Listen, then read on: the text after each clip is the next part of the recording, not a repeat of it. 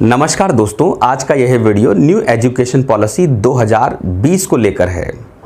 लोगों के मन में इस शिक्षा नीति को लेकर ढेर सारे सवाल और शंकाएं भी हैं। यह शिक्षा नीति आपके बच्चों और देश के लिए फायदेमंद होगी। इसके महत्वपूर्ण बिंदु क्या हैं, चर्चा करेंगे आज इस वीडियो में। तो चलिए शुरू करते हैं मेरे चैनल ट्यूशन वाला के साथ।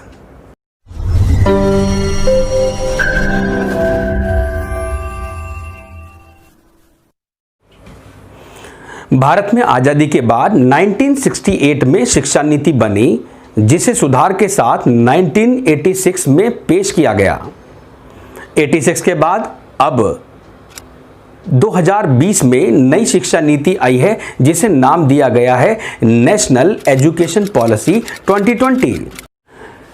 डॉक्टर कस्तूरी रंजन की अध्यक्षता वाली इस समिति ने नई शिक्षा नीति का खांचा तैयार किया है। इस शिक्षा नीति में दो महत्वपूर्ण बड़े बदलाव किए गए। पहला बदलाव MHRD ministry of human research and development का नाम बदलकर मिनिस्ट्री ऑफ एजुकेशन कर दिया गया है।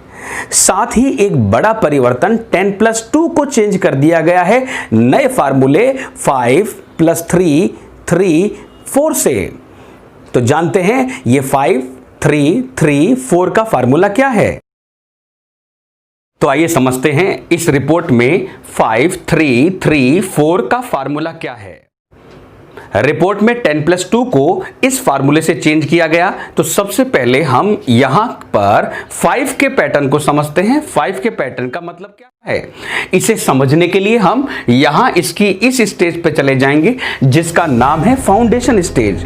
बच्चा यहां पर स्कूल के प्रति अपनी नींव को मजबूत करेगा। इस स्टेज में जाने पर बच्चे की उम्र होगी 3 साल का मतलब बच्चा यहां पर 3 साल की उम्र में स्कूल में प्रवेश लेगा और 5 वर्ष तक का होने पर वो विद्यालय में ही रहेगा। का मतलब टोटल अब बच्चे को इस 5 पैटर्न में कितने साल पढ़ाई करनी है, 3 साल। जब ये 3 साल पढ़ेगा तो 3 साल पढ़ने के लिए उसे पहली साल जब वो स्कूल जाएगा तो वहां पर सिर्फ और सिर्फ उसका काम इतना सा रहेगा। वो खेलेगा, कूदेगा, दौड़ेगा, भागेगा, टीवी देखेगा, जैसा उसका मन कर रहा है वैसा वो स्कूल में अपना टाइम बिताएगा। अगले 2 साल वो क्लास फर्स्ट और क्लास सेकंड में पढ़ाई करेगा। पढ़ाई करने का मतलब जो उसका मन कर रहा है वही वो एक्टिविटी करेगा और उसी एक्टिविटी के हिसाब से वो वहां पढ़ाई करेगा। रिपोर्ट में कहा गया कि बच्चा इस फाउंडेशन स्टेज में अपने मन में स्कूल के प्रति डर को कम करे, स्कूल के नाम से उसके मन में इंटरेस्ट क्रिएट हो, स्कूल का नाम सुनते ही वो रुचिपूर्वक सहज होकर के स्कूल जाने के लिए तैयार हो जाए। इस फाउंडेशन स्टेज की सबसे अच्छी बात यह है कि यहां कोई एग्जाम नहीं होगा। यहां नो एग्जाम पर काम करेगा बच्चा। जब एग्जाम नहीं होगा तो उसको टेंशन नहीं होगी और जब टेंशन नहीं होगी तो बच्चे के मन में सिर्फ मजा मजा और मजा ही रहेगा। मतलब इस फाउंडेशन स्टेज में बच्चा सहज होकर विद्यालय जाना सीखे, यही इस रिपोर्ट का उद्देश्य, प्रथम उद्देश्य है। देखिए, इस पैटर्न में आपने अभी तक सीखा 5 का मीनिंग क्या है। तो अब मैं 5-3-3-4 में नेक्स्ट नंबर 3 के डिटेल पर जाऊंगा, जिसे जानने के लिए मैं इसकी इस स्टेज पर चला जाऊंगा, जिसे नाम दिया गया है प्रिपरेटरी स्टेज। यहां बच्चा 3 साल स्कूल में रहेगा। अब चूंकि वो पहले से सेकंड क्लास पास करके आया है तो यहां वो किस क्लास में जाएगा, 3rd में, नेक्स्ट 4th में और नेक्स्ट 5th क्लास में। का मतलब है बच्चा यहां पर 3री, 4थी और 5वीं क्लास की पढ़ाई करने वाला है। जितनी भी वो पढ़ाई करेगा उसकी पढ़ाई एक्टिविटी बेस्ड लर्निंग होगी। का मतलब वो काम के माध्यम से कर करके वो यहां पर अपनी सीखने की प्रवृत्ति डेवलप करेगा। साथ ही साथ ये रिपोर्ट में सुझाया गया कि इस स्टेज के बच्चे को अगर मदर टंग में या रीजनल लैंग्वेज में सिखाया जाए तो उसके सीखने की क्षमता बहुत ज़्यादा बढ़ जाती है, पढ़ाई के प्रति उसका इंटरेस्ट बहुत ज़्यादा हो जाता है। इसीलिए रिपोर्ट में कहा गया कि इस स्टेज के बच्चे को या तो मदर टंग में या रीजनल लैंग्वेज में सिखाया जाए। लेकिन ये नियम कंपलसरी नहीं है। जो स्कूल या पेरेंट्स ये चाहते हैं कि बच्चा इंग्लिश में सीखे तो वो अपनी इस लर्निंग को इंग्लिश में जारी रख सकते हैं। इस पूरी स्टेज से एग्जाम स्टार्ट हो जाएगा और एग्जाम को असेस करने के लिए टीचर्स, क्लासमेट्स, साथ ही साथ बच्चा सेल्फ का भी असेसमेंट खुद करेगा। मैं इस 3 के नेक्स्ट नंबर 3 के डिटेल पर आगे बढ़ूंगा और 3 के डिटेल को जानने के लिए मैं इसकी नेक्स्ट स्टेज पे आ जाऊंगा जिसे कहा गया है मिडिल स्टेज। मिडिल स्टेज में भी बच्चा 3 साल पढ़ेगा। अब चूंकि 5वीं तक की पढ़ाई वो पहले से करके आया है इसलिए वो क्लास 6, 7, 8 यहां पढ़ने वाला है। इसी स्टेज की 3 बातें महत्वपूर्ण हैं और वो 3 बातों में सबसे पहली बात है बच्चे को यहां सबसे पहली बार कंप्यूटर कोडिंग सिखाई जाएगी। सॉफ्टवेयर और कोडिंग करना किसी प्रोग्राम के लिए कितना जरूरी है बच्चा यहां सीख लेगा। वो कैसे की जाती है इसका प्रारंभिक ज्ञान उसे यहां दे दिया जाएगा। साथ ही वोकेशनल कोर्सेज भी उसके लिए यहां उपलब्ध रहेंगे। अगर किसी बच्चे को सिलाई कढ़ाई में या लकड़ी बनाने के काम में, लकड़ी के फर्नीचर बनाने के काम में, या किसी को गार्डनिंग का शौक है, या किसी को मेडिकल लाइन का शौक है, या किसी को इंजीनियरिंग लाइन का शौक है तो बच्चा इस सब को वोकेशनल कोर्सेज में सीख सकता है और अपने इस इंटरेस्ट को आगे डेवलप भी कर सकता है। बच्चे को यहाँ पर मैथ्स, साइंस और आर्ट्स के विषय पढ़ाए जाने स्टार्ट कर दिए जाएंगे। इस मिडिल स्टेज की एक सबसे अच्छी बात यह है कि यहाँ पर कंपलसरी कर दिया गया है कि कोई एक इंडियन लैंग्वेज बच्चा जरूर सीखे। भारतीय संविधान में रजिस्टर्ड किसी एक भाषा को बच्चा सीखे ऐसा इस मिडिल स्टेज में प्रावधान किया गया है। तो हमने अभी 5, 3, 3, 4 के पैटर्न में अब हम लास्ट नंबर 4 का डिटेल लेंगे। 4 का डिटेल जानने के लिए हम इसकी इस स्टेज पे चलेंगे जिसे नाम दिया गया है सेकेंडरी स्टेज। इस सेकेंडरी स्टेज में बच्चा 4 साल पढ़ाई करेगा। अब वो 4 साल पढ़ाई कैसे करेगा? क्योंकि उसने 8th तक की पढ़ाई पिछली स्टेज में कर ली है तो अब वो नई class 9th, 10th, 11th, 12th इस स्टेज में करने वाला है।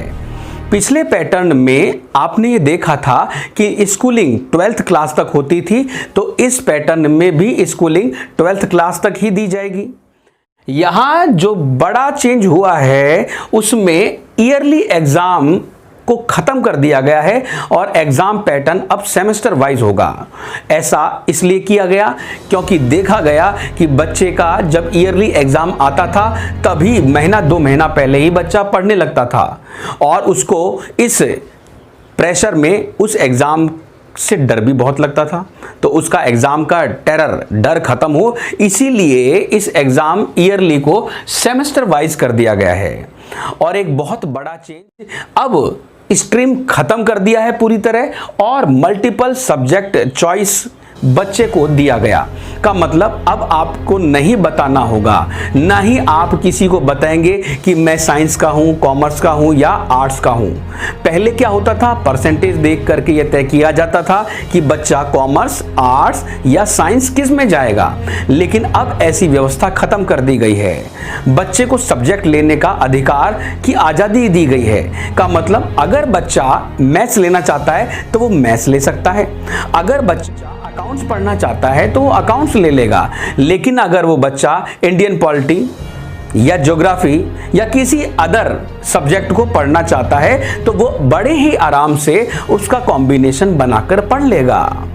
साथ ही साथ इस स्टेज में एक बड़ा चेंज ये भी किया गया है कि आप फॉरेन लैंग्वेज भी पढ़ सकते हैं। तो देखिए इस स्टेज की एक अच्छी खास बात यह है कि आपको किसी फॉरेन लैंग्वेज को पढ़ने के लिए यहां पर आजादी मिली है।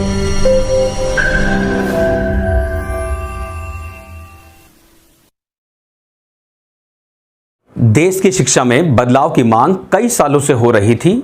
लंबे समय बाद आई इस शिक्षा नीति के लिए मैं वर्तमान सरकार का आभार और धन्यवाद प्रकट करता हूं। अब अंत में चलेंगे इस शिक्षा नीति के कुछ प्लस और माइनस बिंदुओं पर। देखने में आया है कि छोटे बच्चों का स्कूल के प्रति डर उनकी स्कूल के प्रति रुचि को हमेशा के लिए खत्म कर देता था। अब बच्चे भारी मन से स्कूल जाने लगते थे। फाउंडेशन स्टेज में नो एग्जाम कॉन्सेप्ट से इस डर को खत्म करने का प्रयास किया गया है, जो कि इस शिक्षा नीति की एक अच्छी बात है। साथ ही क्लास 3 से 6 में जब बच्चा लर्निंग करेगा तो उसे यह अधिकार दिया है कि वह अपनी यह लर्निंग मदर टंग में या अपनी रीजनल लैंग्वेज में कर सकता है। ऐसा करने पर बच्चे की ग्रास्पिंग पावर और कैपेसिटी दोनों ही तेजी से डेवलप होंगी। इसके लिए भी मैं इस रिपोर्ट को प्लस पॉइंट देता हूं। मिडिल स्टेज क्लास 6 से 8 में ही बच्चा वोकेशनल कोर्स के तहत अपनी टेक्निकल नॉलेज को मजबूत करेगा। ये भी इस रिपोर्ट का एक सराहनीय कदम है। साथ ही साथ सेकेंडरी स्टेज की बात करें तो यहाँ बहुत बड़े अच्छे बदलाव किए गए हैं। सबसे पहला बदलाव स्ट्रीम को हमेशा के लिए खत्म कर दिया गया है। ये बच्चों में हीन भावना को खत्म करने जैसा होगा। साथ ही बच्चे को यह अधिकार मिल गया कि वो अपनी इंटरेस्ट के हिसाब से कोई भी सब्जेक्ट कहीं से भी चयन करके वो पढ़ सकता है। एक और इस स्टेज की सबसे अच्छी बात यह है कि यहाँ बच्चे को फॉरेन लैंग्वेज पढ़ने का अधिकार दिया गया। चीन के साथ भारत के वर्तमान रिश्तों को देखते हुए फॉरेन लैंग्वेज में मैंडारिन भाषा को हटा दिया गया है। यह इस रिपोर्ट का माइनस पॉइंट है। बात करेंगे और भी इस रिपोर्ट के माइनस बिंदुओं पर। पूरी रिपोर्ट को पढ़ने से पता लगता है कि बच्चे को क्या, कब, कैसे और कितना पढ़ना है, लेकिन कहीं भी टीचर्स के लिए कोई गाइडलाइन नहीं बताई गई। कैसे गवर्नमेंट स्कूलों के हालात सुधरेंगे, वहां के स्कूलों में बच्चों की संख्या कैसे बढ़ेगी, क्वालिटी एजुकेशन वहां कैसे मिलेगी, बेहद खराब रिजल्ट देने वाले टीचर्स पर क्या सख्त कार्रवाई होगी। अगर इन सभी बातों को भी इस रिपोर्ट में शामिल कर दिया जाता तो यकीनन ये शिक्षा नीति देश में बड़ा बदलाव लाने की तरफ एक बड़ा कदम होती। खैर, नया बदलाव हमारे अंदर यकीनन एक नई ऊर्जा को भर देगा, जो आने वाले भारत की सुनहरी तस्वीर पेश करने में सहायक सिद्ध होगा। तो मिलते हैं मेरे अगले वीडियो में। जय हिंद, जय भारत।